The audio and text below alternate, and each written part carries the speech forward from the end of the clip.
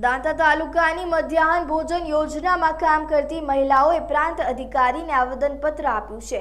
PM પોષણ યોજના અંતર્ગત દાંતા તાલુકામાં એનજીઓ રદ કરવા બાબતે મહિલાઓ લડી લેવાના મૂડમાં હોય તેવું લાગી રહ્યું છે। દાંતા તાલુકામાં આવેલી મધ્યાહન ભોજન યોજનામાં કામ કરતી મહિલાઓ મોટી સંખ્યામાં અત્યારે દાંતા પહોંચી છે।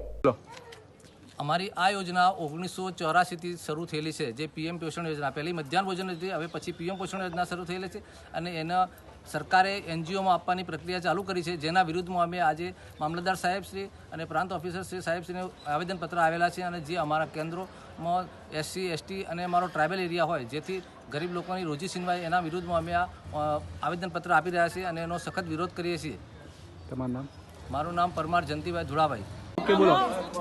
મધ્યાહન ભોજનની અંદર ઘણા વર્ષોથી કામ કરીએ છીએ અને ગરીબ વર્ગના લોકો છીએ, એટલા માટે અમે સરકારને વિનંતી કરીએ છીએ કે અમારી રોજીરોટી ના છીનવાય અને અમે રોજીરોટીથી જીવીએ છીએ, એટલા માટે અમારી રોજીરોટી ના લે સરકારને વિનંતી કરીએ છીએ કે આ જે એનજીઓ મજા છે તે બંધ રાખે।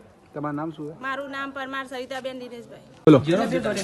અમે સરકાર સરને એટલી વિનંતી કરવા માંગીએ છીએ કે અમારી રોજીરોટી છીનવાઈ ના જાય, અમારે આટલા બધા સંકળાયેલા છે, એમની રોજીરોટી છીનવી ના લે એટલી માંગ છે અમારી।